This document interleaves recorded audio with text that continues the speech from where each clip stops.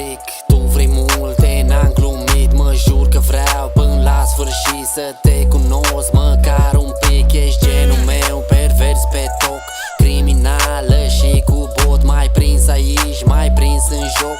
Ce să fac, mă las de tot. Acum te las, nu mă abțin. Tu vrei multe, te rețin. Știu că vrei ceva intim. Hai, hai, mai stai puțin.